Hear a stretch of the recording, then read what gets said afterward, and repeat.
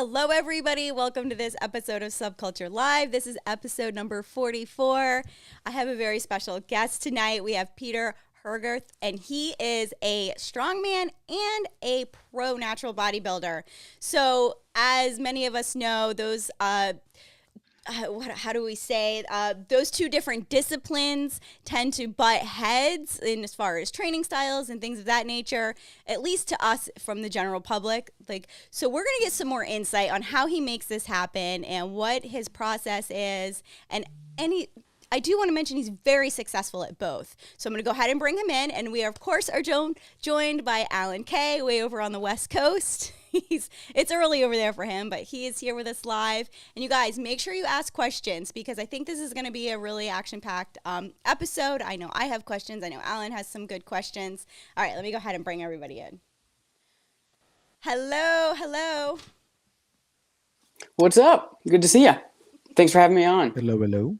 Yes, good to have you on. We've been trying to catch up and do this for a while.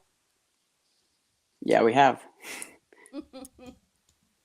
So I do want to say, I actually had the opportunity to see you on stage twice last year. The first time I saw you, you actually earned your WNBF Pro card at the Carolina Natural PC up in North Carolina. Yeah, that was a blast and my first show of the year. So that was definitely a big day. That was. Do you mind if I play a quick video of that day? Yeah, please. Awesome. Just to give our viewers some context, and I was there live streaming that show, so we got some footage. Here we go. And you looked amazing. Your conditioning was great. Now this is actually the overall. We had you and Juan Cruz really battling it out. It was a really... Juan's there on the left, right? Yes, it was a fun pose down. Yeah.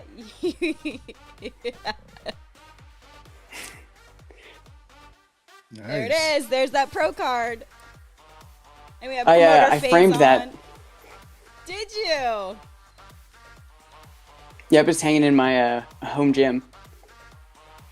What did you think? That was a really fun show. I thought every year, so I've been there a few years. It's really getting more traction every year. Yeah, and that's actually where we met too. Yeah, 2 years ago. Yes. Yeah, it was a great show and as good as it can be. Literally the day of a hurricane as well.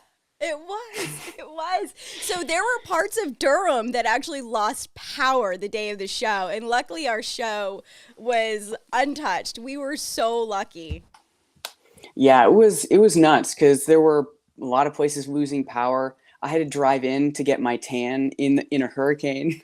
And that was a stressful, don't sweat, drive home. Because I live about 40 minutes from there. But yeah, it was a crazy time, but it was really, really a good time though.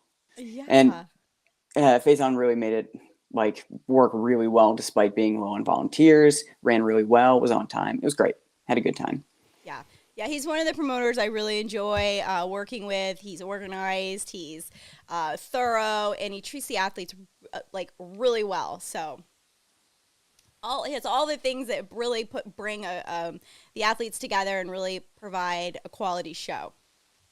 Yeah, I'm going to try to go there each year that I can. So I'll be there next year in the crowd or with you. Yeah, I'm putting you to work next year. You got that pro card. Now I'm going to put you to work. Sounds great. I'm there. So Alan. Oh man. So Alan, do you have any experience? So we're going to jump into strongman here because I need to learn some more about this sport. Do you have any experience or have any friends that do strongman, or are you familiar with it at all? All right, so this is me just being completely ignorant here to this, right? The only thing I know about strongman is people lifting as heavy as they possibly can in some of the most random different ways that I've never seen. Now, mind you, my only experience of lifting anything remotely heavy is in the gym. I guess, Peter, that is going to be one of my questions. Like in your words, what are the main differences between training for like a strongman and like training for a bodybuilding show? The the biggest differences I'd say for training for bodybuilding and training for strongman is you really have to emphasize, reps within lower rep ranges or exercises within lower rep ranges. So a couple things where you're near maxing out a bit more often. I don't think that's super necessary for bodybuilding, but it's something I do add here and there, just kind of for fun.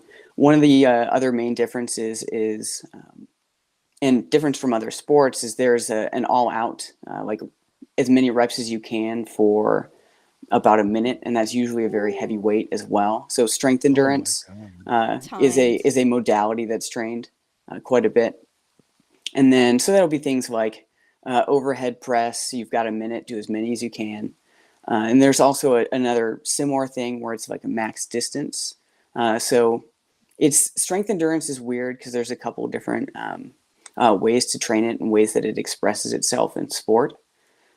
So there's the one max reps within a time frame, and then there's two actual like failures. So what that might look like is carrying a Husafel stone, which is that big tombstone shaped rock that you might see sometimes in training.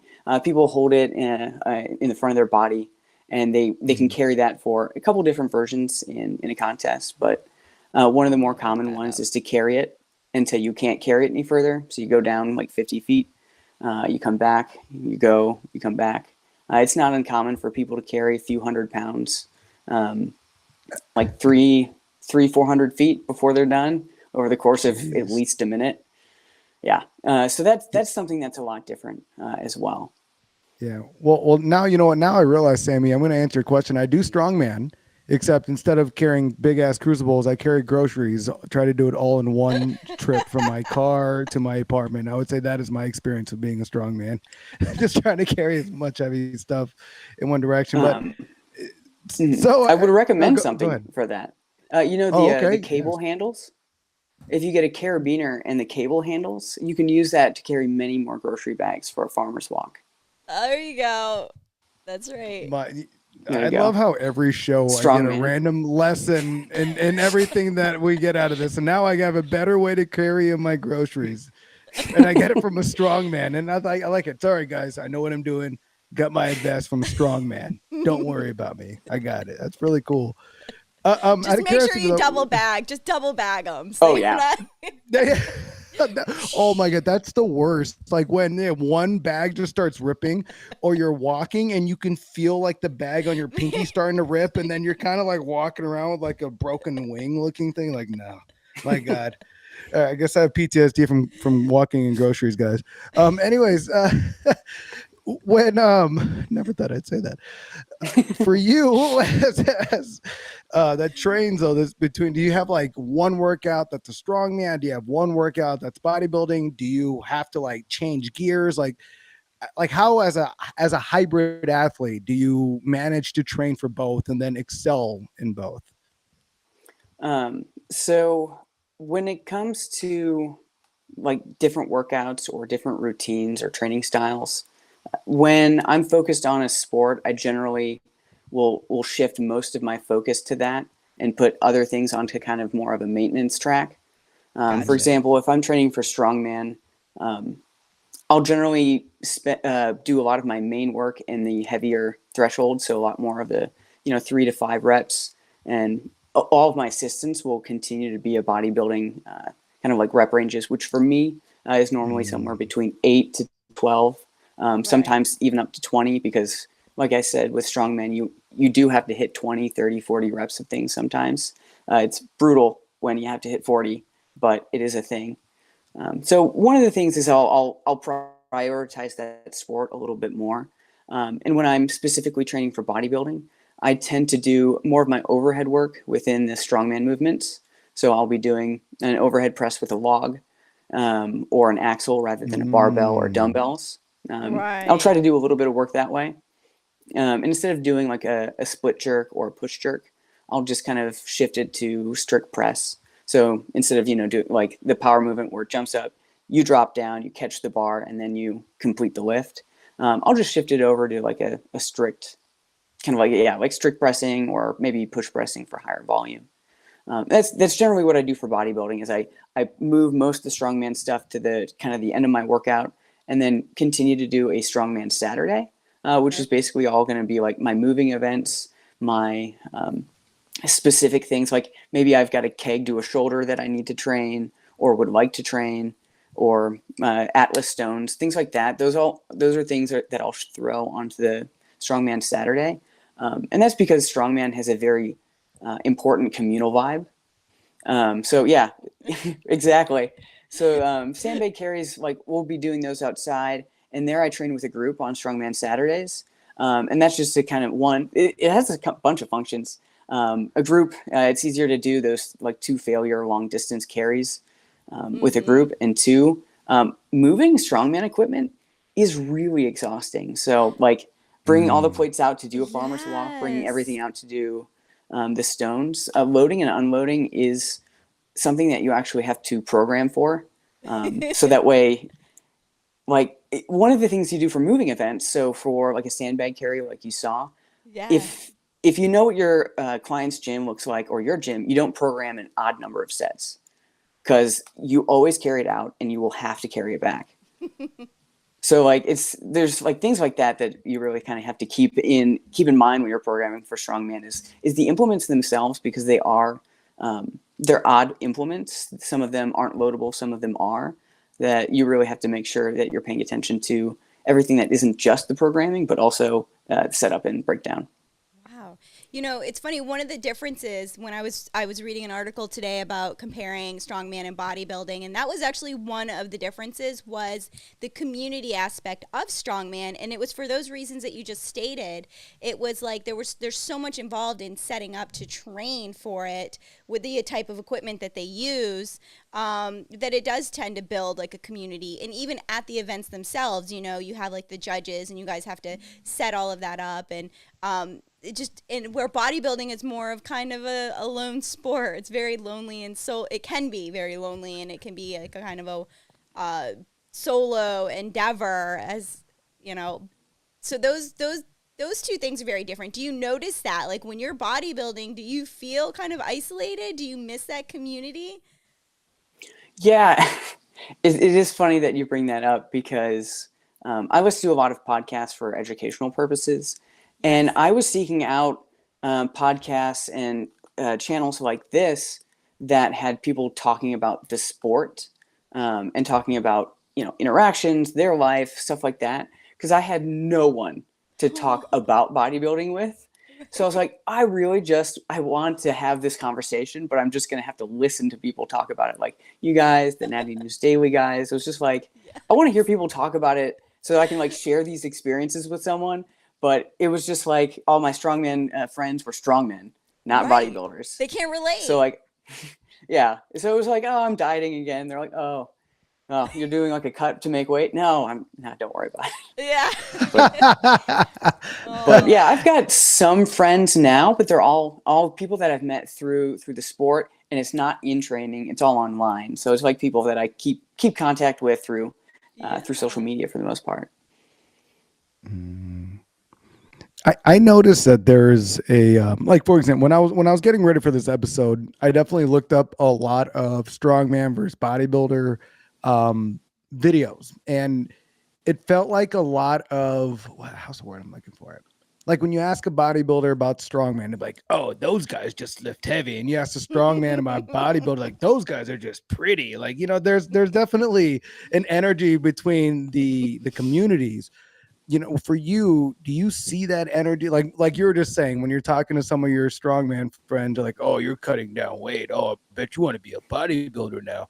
Like, is that I'm completely being speculative here? But do you get that kind of like approach? Do you hear it from other people from the different communities? Like, what's been your experience like dipping your toes into both? For the most part, I'm definitely I'm met with respect, but also a level of sarcasm from people who are talking to me. Because like most of the people are like, "Oh, that's cool," like, and then they like make fun of me in like a friendly, loving way. Like, "Oh yeah," so like kind of like what you described. But one of the things that I think is about it is whenever people say, "Hey, I'm a strongman," they're like, "Oh, cool! I know someone who does bodybuilding. I love that." Or like Oh. we get confused. We as strongman get confused for every other sport. So Right. very few people actually know what strongman is. So like when we try to tell people what we do as strongman, they like give us a blank look, and then we're like, "Oh, we do CrossFit." And they're like, "Oh yeah," and then ourselves we're like, "Oh, I wish they knew what strongman was." Right. So I think there's a little bit of that there, where it's like everyone knows bodybuilding, not enough people know strongman. So there's just kind of like that little bit of like, we're just kind of that underdog sport. So there's a little bit there. Yeah, absolutely. And then of course then there's powerlifting, which is its own thing as well. Hmm. So yeah, you guys are definitely much different than both of those. But I was gonna say one of the let me come back in here. One of the Jeez. yeah, I know that looks tough right there. That sandbag battle Right. was brutal. Yeah. I saw a video where you were doing that with kegs, like going back and forth over a bar with like a keg. I Yeah, I mean, love keg loads. it's nuts, nuts. Hmm. So How do definitely, you? go ahead, go Oh, ahead.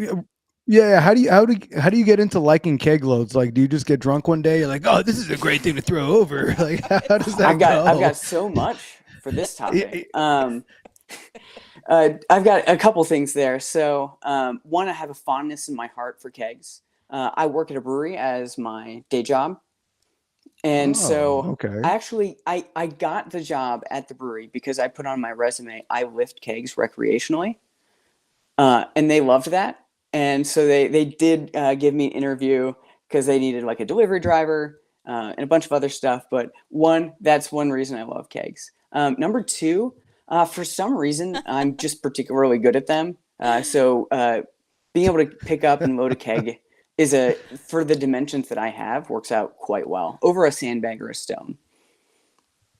So you were Wow, born to move kegs. That's that's awesome. fun. I can't imagine. Yeah, actually writing. I recreationally throw kegs on a resume. Like that's It like got on their someone's attention. LinkedIn, right? Right. Like I throw kegs for fun, guys. Wow, this guy's perfect. Like Yeah, we've luckily been looking brewing for is a you. pretty it's a Well, pretty a chill industry, so it wasn't too weird to see.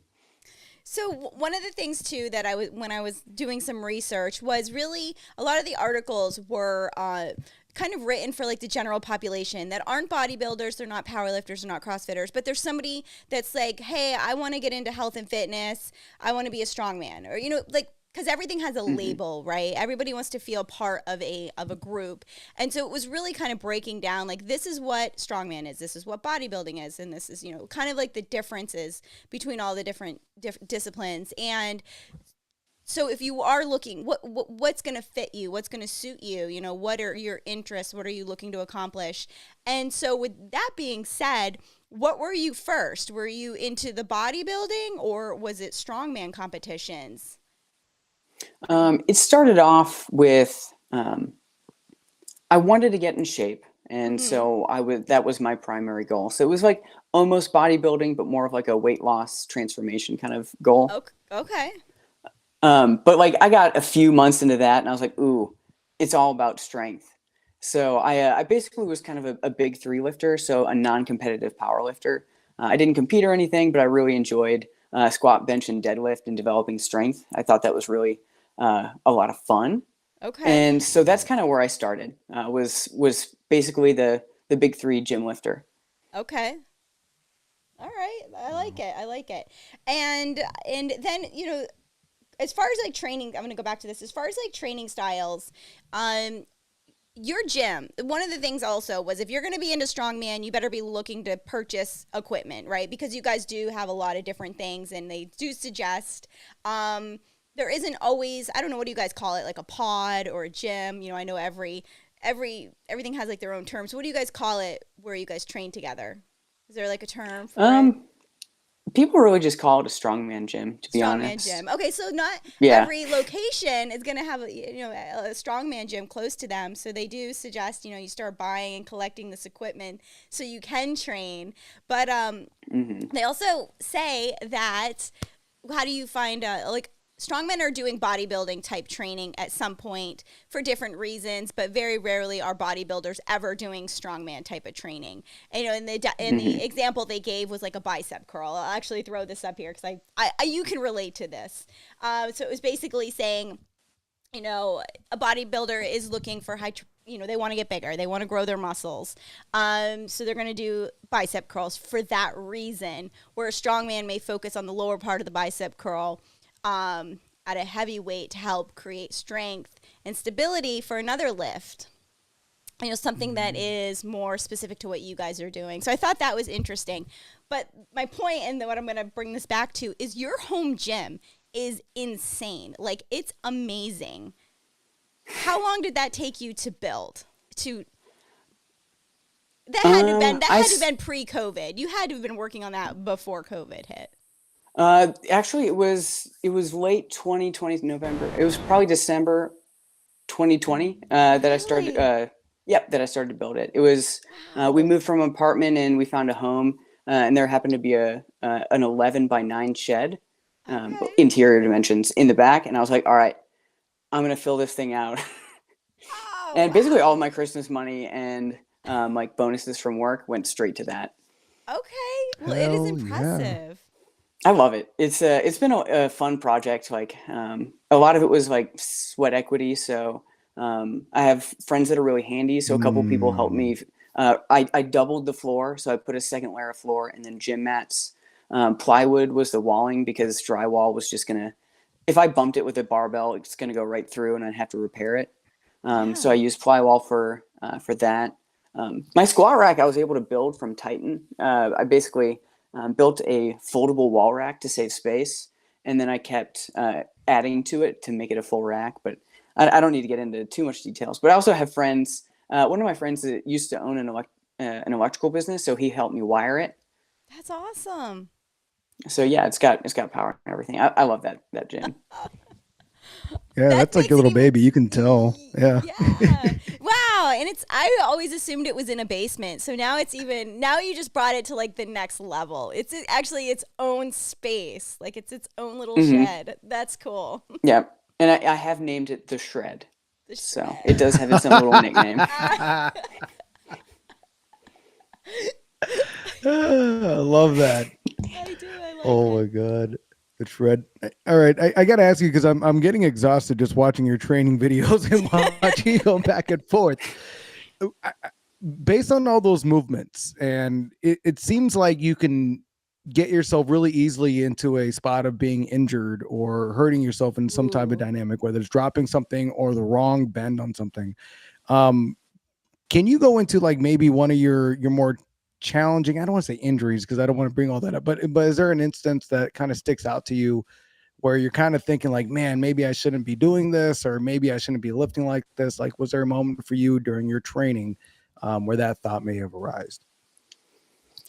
Yeah, I think I've been very fortunate in my training that I've had no major or moderate injuries for the most part. I've had some like mild pains and like discomfort in some spots. I think I injured my rotator cuff once, and that was actually right after my last season of strongman, when I was going to my first season of bodybuilding.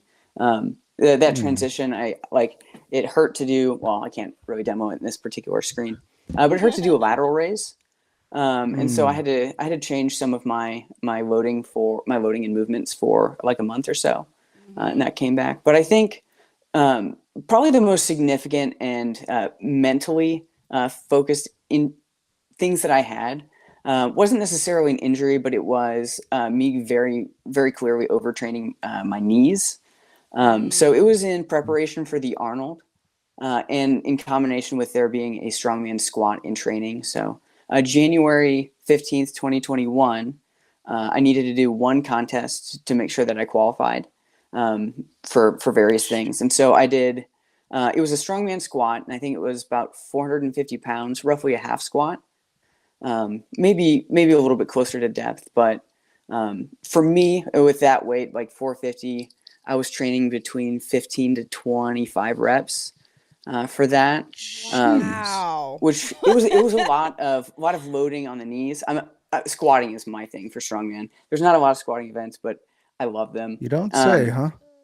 But yeah, so I did a lot of volume on with my knees for that, and that Gotcha. normally I would back off a little bit more, but I was simultaneously training for the Arnold, which was going to be in March, as a 150 competitor at nationals. Getting the invite for the Arnold, that weight class was 175, so I had about 25 pounds that I could gain to compete with everyone who was basically weighing in at 175, cutting from like basically 190, 200. There was one dude that weighed 215 before he weighed at 175. So Jeez.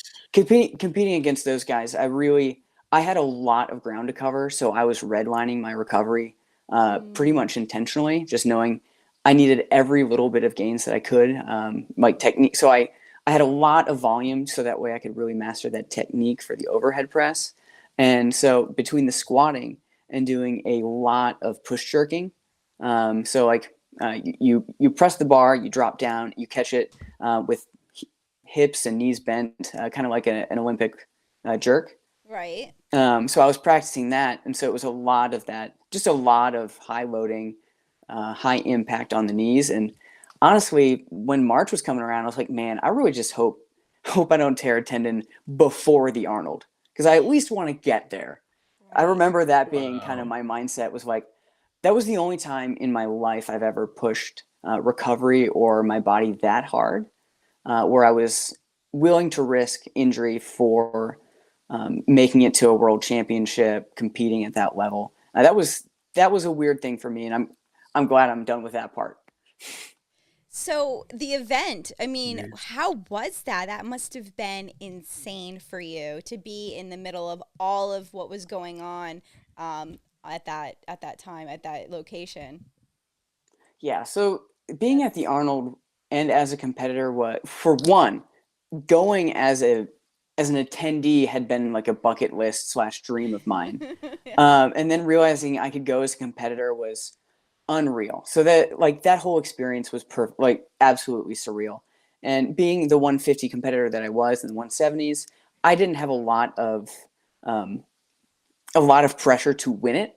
I just Right. wanted to do as well as I can, show what the extra lightweight people can do. And so I was able to just go there, really have fun with the competition, really enjoy competing with Mm-hmm. all the movements, not be stressed out if I did okay or didn't do as well as I wanted. So it was a blast. So I was able to really just live in the moment and truly enjoy being at a contest of that level with all those Yes. people and a crowd and the production, because I was able to be for what is my best event, which is overhead press. They Okay. moved us over to the bodybuilding main stage, so we were on the same stage that like Sean Clarita was on this year. So like it was awesome. I never felt more like an athlete in my life than at that moment. Love that. That was awesome. Yes. So that is another misconception is weight. So people are like, you're a strong man, you're 150 pounds. Well, we think strong man, we think 400 pounds, right? We think of like these giant, same thing with bodybuilding, right? The general population only relates to what they see on TV. They only know like the Ronnie Colemans and the Dexter Jacksons and, the Phil Heaths. But same thing with strongman. We only relate to kind of like what the media has pushed on us. But speak on that a little bit on how it really kind of is for everyone. There is different, weight classes, and it's broken down amateurs, pros. How does that all Hmm. play? Yeah. First, I never thought about it that way when, like, because people think about, like exactly what you said. Everyone thinks the heavyweights for strongman and the like IFBB for bodybuilding. I didn't realize I went from a sport where they're like, oh, I didn't realize I wouldn't have thought of you as a strongman, to another one where, oh, I didn't realize you were a bodybuilder. So I didn't realize I did that. But the first thing I always have to explain to people is, yeah, so strongman has weight classes. Like you said, everyone always thinks of World's Strongest Man because they saw it around Christmas on TV, Mhm. and that's what they know. And being like, oh yeah, it's weight restricted. So there's lightweights, there's middleweights, there's women, there's Men. a lot of options to compete in. Um, The women's class is growing quite a bit. It's actually gotten a lot of support in the last like 5 to 7 years. It's very impressive. But how it works, so there is weight class is very similar to how powerlifting is. So there's an open class above like maybe 300 or 265. I'm a lightweight, so I don't pay super close attention to the heavyweight weight classes. Right. But I believe it's like 265 roughly. And then on the way down, it very similarly follows the weight classes that you would see in powerlifting. One federation does kilos, one federation does pounds. So kind of listing them off won't be super helpful. But the lower weight classes for strongman now are either 165 or 175. The 165 is me converting from kilos for that federation. But for men, you can compete anywhere below that all the way up and find a class that fits you. For women, I believe the lower weight class is, or the lightest weight class is about 120. Okay. I think awesome. that's what there is for that one. And then that goes all the way up to super heavy women as well. And then all the women classes have pros.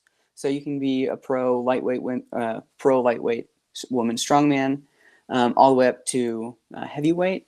And then for men, there is a pro class for middleweight, heavyweight, and open. So the lightweight one actually doesn't have one. Okay. Sad. Yeah. So, yeah. So a little bit for everyone. Now, speaking of weight classes, when you went to Worlds over in California, the WNBF Worlds, you were in the bantam class, correct, for bodybuilding? Bantam. Yeah. If they did have bantam, I would have been in it. Yes. You were lightweight. I was lightweight. They did not give the option of a bantam for that. Okay. For that show. Because I wanted to comment. I watched the live stream. I wanted to comment on that class in particular. It was insane. Like those guys, it was huge. Everyone up there looked amazing. I was shocked. I was blown away on the level of competition, and you truly did have athletes from all around the world. How neat! How explain that experience to me over there at Worlds. Oh, it was super cool. So it really was a great diverse collection. Yeah. For lightweights, first, second, third, and fourth, I think even fifth, everyone was a different country. That's amazing. Yeah, we talk about just real quick.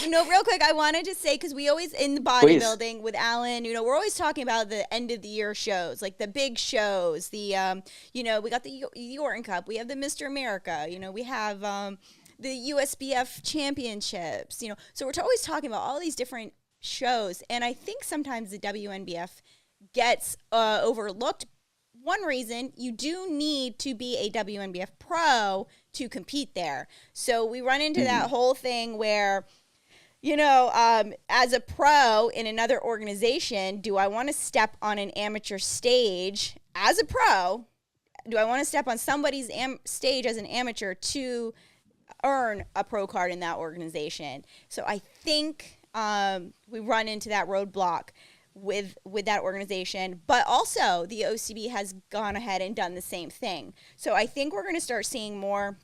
Hopefully we can make it acceptable. I don't know what the word is. Hopefully we can make it okay. Like, yes, we need more pros to step on these stages to earn pro cards, because you're kind of cutting yourself off at the knee. Like, you want to be on these stages. You want to go to Worlds. It is an experience like no other. You truly are competing against athletes from all over the world.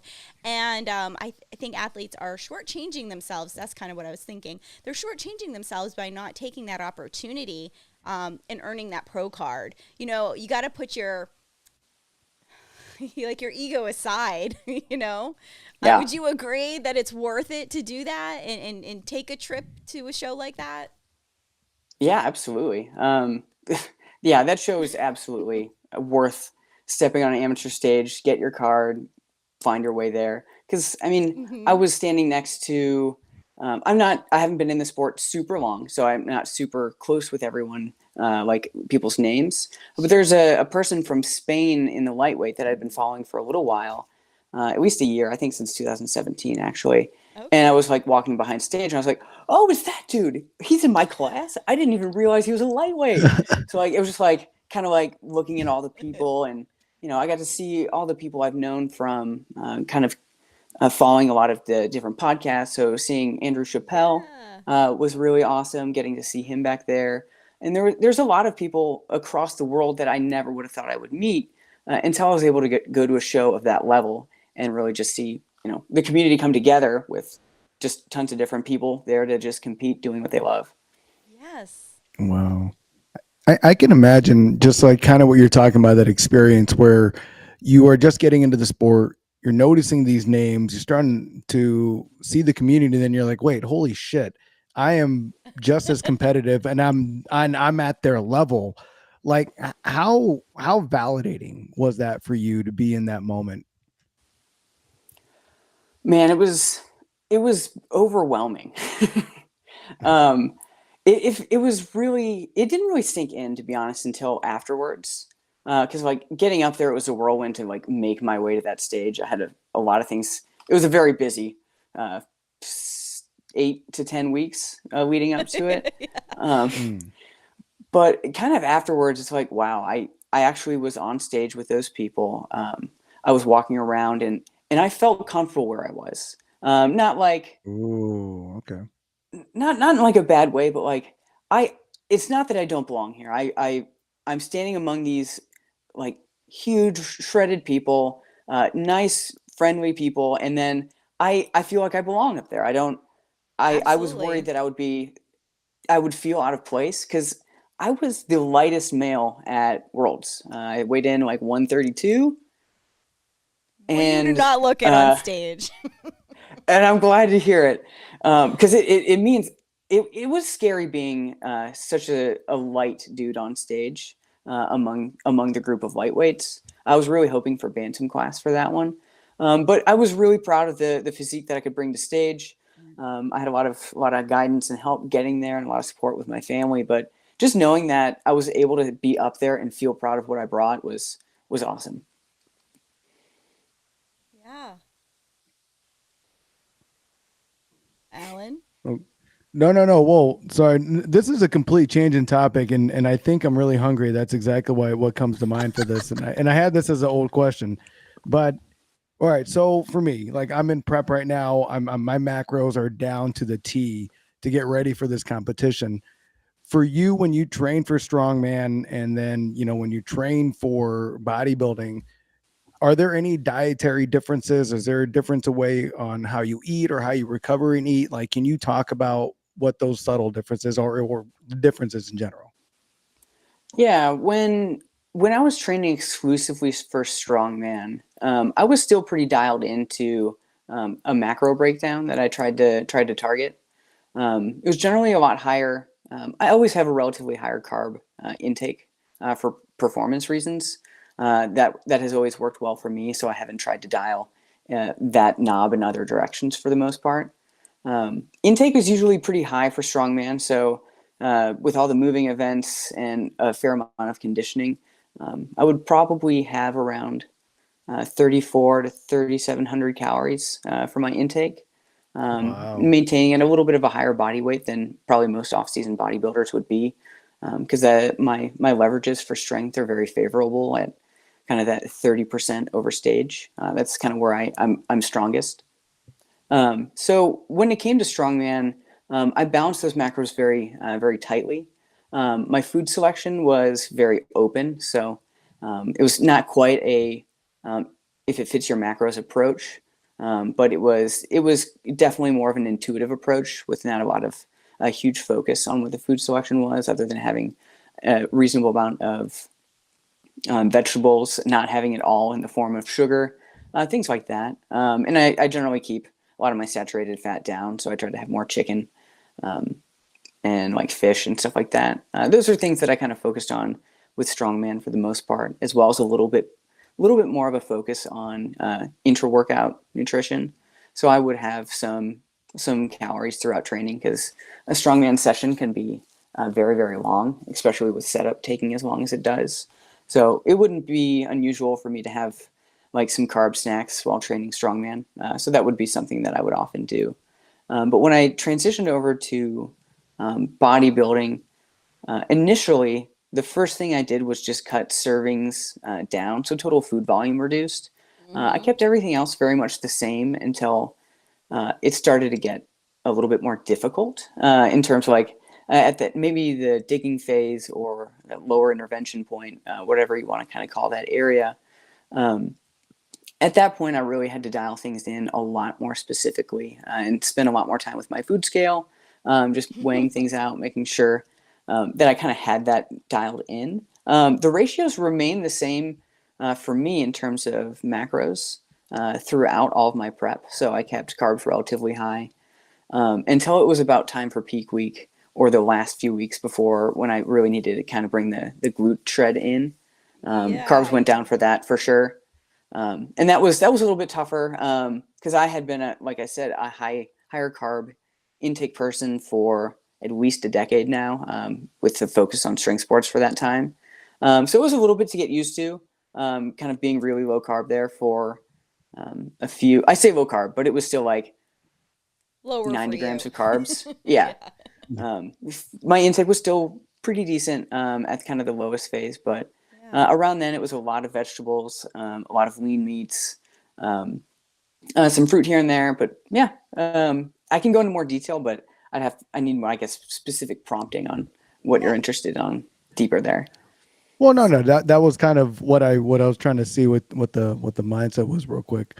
And then one real quick, because we're on food and I told you I'm really hungry. Like we said, West Coast guys, this is my dinner time. When it comes to training, when it comes to a post show, when it comes to any of that, like, is there a specific go-to for a cheat meal or a post-comp show? Is there something that really sticks out for you that you just absolutely savor? Alan, you're torturing yourself. I know I am, but it's all that's on my mind right now, guys. Can we throw my selections up on the screen as I talk about them? Yeah, right, No, right. Let me see. I would love to. I'll see that.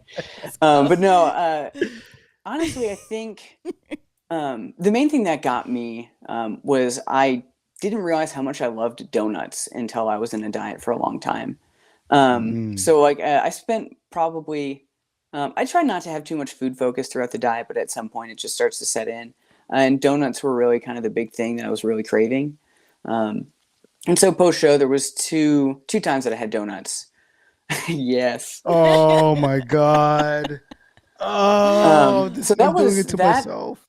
That was my thing. And then I really did just like a cheeseburger. I didn't really care where it came from. I think it was just having a little bit more of that umami flavor from the grease that comes from a burger was really something that I was craving. Because a lot, like, I didn't get to have a lot of like higher fat things to kind of like add flavor. So it was a lot more roasting of vegetables, very little frying. So that like that savory flavor was something that was missing. So it was like a sweet but savory thing like a donut, and then a savory meal was pretty high up on my my desire/want list post show. Nice. Awesome. Yeah, I love a nice burger after stage. Yeah, that's definitely a go-to for me. Yeah. So, I like a good donut. I did want to throw some comments up on the screen. We don't really have so many questions, so to speak, but I do want to do my little comments here. Martin Drake, you guys probably are familiar with him. He's actually he is involved in the AAU sports or strength sports, so he had some comments to make. So let me go ahead and so Martin Drake, I'll read the whole thing. He said, in many of our AAU strength sports, for the events, we have hard drug-tested strongman. So that's interesting because I did know that you had mentioned some of them are not drug-tested. So in the AAU, their strongman is drug-tested, as well as their bodybuilding and fitness, powerlifting, weightlifting, moss wrestling, feats of strength, and kettlebells. So that's pretty cool. Yeah, and I'm familiar with all those. And where's the AAU? So they're all over. They're all over, but they do a lot of things in Vegas and kind of like in that area. So that's very cool. Yeah, definitely look into them. They've been around forever. Like I remember as a kid, I played AAU sports. So they do a lot with kids as well. Cool. That makes sense. Yeah. So Richard Silverberg, he is definitely impressed with you. He says he's competed in powerlifting before and bodybuilding. They definitely do not go together. So he continues it here. It's a particularly impressive competing in both. So yes, kudos to you for doing that. And he's enjoying the interview. Thank you, Richard. He's a big supporter of the podcast, so I always appreciate his comments. So yeah, no particular questions, but I just wanted to get those up there. Alan, do you have any more questions for Peter? Peter, so this year? Well, I do. What this year? Are you just taking it off, kind of, or Yeah. Yeah. Okay. So I was You went planning hard on doing last year. Yeah, I did. I did 6 shows in 8 weeks. So Jeez. show, a week off. Oh, yeah, there was 2 weeks off, and then show. So that was pretty intense. Yeah. But the reason I took off was I just wanted a 2-year off season, which is the max I can get for OCB. So that's why I chose that. But this year was going to be primarily competing in local strongman shows to support my local community for strongman. So entry fees for local promoters. So that's what I've been doing for the most part, training kind of for that, which basically means this year almost my entire focus is improving for my bodybuilding season when I come back. Right. So I'm doing basically essentially just bodybuilding movements with some technique work in for specific strongman stuff. At my last show, I competed because again I was at about 155, I think, but I opted to go into the under 220 class. So I competed with them to help fill out their class a little bit. Wow. But that was fun. I got some. That was a fun contest, and the promoter was like, "This dude, I can't believe him." But so local shows have been a main thing. I was going to do more later this year, but the shows I wanted to do are in October, which is like my 10-year anniversary with my wife. We're going to travel out of the country, so I'm like, I'm not even going to try. I don't need to do any contests that month. So right now I'm just kind of in competition limbo until probably early next year as well. But I'll do more local strongman stuff. Yeah. So my next question is, are there any bodybuilding shows that you want to attend and watch and kind of be there in the audience? Is there any shows, maybe like the Mr. America or the Orton? Is there anything on your schedule to go to? Yeah. I'm definitely going to go to OCB, Yorton, just because it's in Charlotte again. It's a very quick drive for me. Nice. I can do that and come back. It's an easy one to go to, so I'll be doing that one. Definitely the Carolina PC again, because I just can't wait because that one's very local. I would want to go to Mr. America again, but driving into New Jersey is a thing. That sounds like a thing.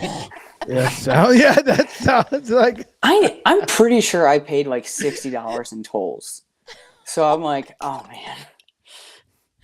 I might try flying in or something because I really did love Mr. America. I thought that was a fantastic show, and then the venue was cool. There's a lot I can say that's great about it, but that would be one I'd like to see again. And it's not a drive that annoys me in terms of length, but the area is really tough for me. And I actually haven't looked at too much else that's local in terms of other than OCB and WNBF. Those are ones. Oh yeah, I'll also go to the local ANBF show as well. Yes, Ken Beerley. Yeah. ANBF has a soft spot in my heart. It's the first show I did in 2017. He was always great to me. It's why I was able to go to Mr. America this year. Was because I had my pro card with him early enough that I was able to sign up for it. No, I could go if I didn't get any other pro cards or anything like that. So it was really awesome, and he was a big help with that too. So yeah, Ken is a really great dude. I will actually be up at in Asbury Park May 20th. I'm going up to support one of his shows, so I'm excited. Oh, cool. Yeah, he always puts on a good event. The ANBF is a little smaller. It's one of the smaller organizations, but it definitely doesn't lack in quality of athletes and quality of shows. He really does a great job. So they're good shows. Yeah. Yep, Yeah. please go attend them, compete at them. Would recommend. Yeah, for sure, for sure. We have well, Alan is a OCB athlete at the moment, and that's all he knows. Um, but maybe one day you'll branch out as well. But you do have I was looking at tickets to fly in to Vegas for Alan's show to support you. And Mm. I'm just not having much luck. Why do airlines do like a Wednesday in, Saturday out? Like, what? Like they'll offer like these great deals, and but then you have to like pick like select days like on their schedule. So I have to I'm still digging, I'm still looking, but that isn't out of the question. I Because I do too, Peter. I like to go to different shows and just kind of be in attendance and you meet a lot of different athletes, and it's just a fun culture, right? Even if you're not on Hmm. stage, it's always such a, like you said, it's always fun to be around like those like-minded people. So Yeah, and I when possible, I really like to be able to contribute to having more crowd at a show. Just more exactly, faces out there. It matters for people on the stage. it does. So if I'm It nearby, I does. try to make it. Yes, I agree. So I have invited both of you to do participate in live commentary. Peter in the North Carolina show, and Alan, I did invite you down here to Florida, but I don't know if that's going to work out for you, seeing that you are all the way in Let's hope. California. Let's hope. Let's hope. I'm still trying. I'm still trying. Just like you are trying to find flights to Vegas, I'm trying to find it to Orlando as well. So But so what are your thoughts on that, kind of bringing bodybuilding to the viewers at home? I know it's great to have the live crowd, but what do you think about the new kind of like live streaming and the innovation and all of that? Not just myself, but just kind of the industry as a whole, I think is really trying to do a good job at providing that service, which is I think is fantastic. And I try to watch those as well if I'm not in attendance at a show.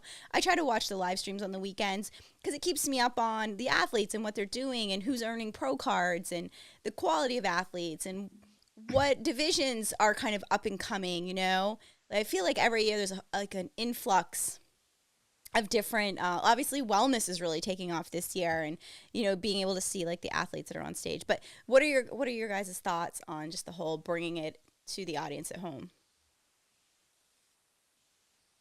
I'll start. I think I actually sent you the video of my mom getting to watch your live Oh stream. my Oh wait, I'm gonna stop you. Your mom actually made me cry at the Mr. America. Just want to throw that Oh out yeah, I there. forgot you got to meet. I did. I didn't know who she was. She came up and introduced myself, and she was like, I just want to tell you, thank you so much for streaming the North Carolina show, the Natural PC. She's like, that was the first time I've seen my son doing what he does on stage. Like, she hmm. knew you were a bodybuilder, she knew about the sport, but she had like never seen it, like a video, like, like a live stream, like, and I had I'm all decked out, right? It's Mr. America makeup, my eyelashes, and I'm like, don't make me cry, don't make me cry.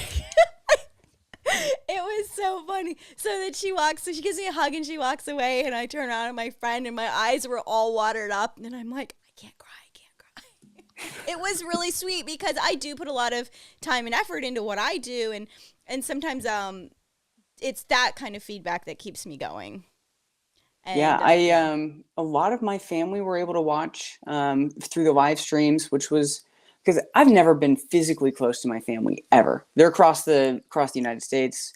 They worked in like I've got Arizona, I've got Wisconsin, all over the place. So a lot of them really have never been able to see me do what I do, except for like when I post a few videos after a contest, because not Yeah. very much strongman is live streamed except for really high level shows. Mm. Even the Arnold wasn't live streamed most of the time this year. So really having that opportunity for like my family to see is unbelievably cool. Yeah. So one, just from a competitor and family, like what is it? Yeah, viewpoint. That was huge, absolutely huge. And then as a competitor, just being able to watch, and as a coach, being able to watch those things, really invaluable. And seeing it happen in more shows with higher quality, because you definitely have the most high quality setup I've seen. Thank you. Um, so that's been excellent. Yeah, I just love it, and the quality of videos you get through as well is really nice. So like there's a lot of things that add up to be a really valuable experience for the competitor, the family, and friends. Yeah, yeah, I agree. I guess, man, I feel like we run into this question all the time, right? Like what are the things that we can do to bring Hmm. popularity to the sport? And then also with that, I mean, I have yet to experience a live show with you, Sammy. So but I have heard nothing but amazing feedback with your presence at shows. You know, I think every single guest we've had on speaks about how much quality and how great and you could hear just how much they appreciate that. So I'm looking forward to that experience with you, Sammy, at a future show, of course. But I would honestly say just keep doing what you're doing in that aspect. You know, like obviously the more people that we meet, you know, they can obviously share their experiences. There hasn't been a guest yet that hasn't praised you, Sammy, for doing what you do. And so, you know, I can only imagine just as bodybuilding gets more relevant and prevalent and popular as it's starting to become. I Yes. think we just got to continue what we're doing and like you said, find people like you that are just so passionate about making the sport something. And yeah, I don't know. Like I can't wait to actually be at a show. I'm like, oh yeah, Sammy was there and blah blah blah blah blah. You know, I'm like, definitely can't wait for that. Yeah, and it's fun to be part of the production as well. Sitting at the media table and just being able to add your, your personality into the live stream and the live comments coming in, being able to interact with the viewers and educate them. They ask questions, and that's really fun too, and it helps. You know, it gives them something to take away from the event, right? They didn't just get to see their loved one. Maybe they got to get one of their questions answered, or maybe they're reading the comments and answers and learning something about the sport, which just makes them feel more part of it, right? Like it just brings the community like more together. Then when somebody asks them what their son does or what their brother does, they can actually say like, oh, this is what they do, and this is what the judges are actually looking for, because they learned it listening to the live commentary, right? So they feel more connected to our sport, and they want to share it. So I think that helps bring more people in as well. But I don't know. I'm a Yeah. nerd about all this stuff. I don't know. Well, that was something my wife actually mentioned specifically was when the like announcers or the commentary would provide insight to like what people are looking for. Mm. That really helped Mm. her like engage with the show in a way that wasn't just like, oh, cool, Peter's on. Oh, Peter's on. Yeah, right. So that was something she mentioned that helped her a lot enjoy the shows more by being able to engage with them in a more meaningful way. So. Yeah, that's awesome. I love that. That's the kind of stuff that I absolutely love to hear. Now, so strongman, bodybuilding, I just want to say congratulations on your success in both of those. I think that is incredible. It's amazing that you're able to do both and very successfully. Now you are a coach as well, so you Mhm. definitely give yourself a plug and where people can find you, or you know whatever you want to say. Like what kind of what? So Absolutely. you're doing both. You're doing bodybuilding and strongman clients, correct? Yeah. I own a small business with the person you saw me doing sandbag battle with earlier. Okay. We run Applied Strongman, which is a coaching specific, or sorry, a strongman specific website. Basically, the mission for that one is to just provide information for strongman, and it has a coaching aspect as well. But it's where we put our guides for the event, stuff like that. Different things to help add some like more science to strongman. It's kind of our vibe for that one. And who So I is do a that? lot of strongman coaching through that. My partner, or Yeah, your partner. Greg Schultz. Oh, He's okay. a registered dietitian, Oh, and that's who cool. you see me training with in the driveway. And Gotcha. so he's my strongman partner on that website, and he's the other coach there as well. And then I also coach with ATP for their strongman strength and physique clients as well. I primarily specialize in people who want to do that crossover, the Oh, multi-sport strength disciplines. That's kind of my jam. that's So that's perfect. that's what I do with them for the most part, as well as a lot of podcasting.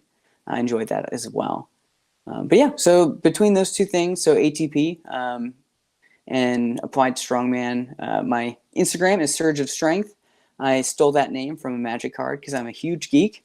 But yeah, that is all the stuff I love it. that you can find me on. I love it. I feel like the Instagram name is very fitting, by the way, regardless if you got that from a Magic card or not. I saw that card and I was like, I love it. And every once in a while, someone will send me a message like, hey, look at this Magic card. And I'm like, you know it. Oh, and my Instagram is Sammy Jo 904, but I guess on my graphic here, I actually don't have that for some reason. But we're going to pretend I didn't just notice that.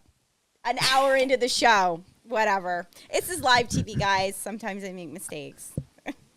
I will own up to it.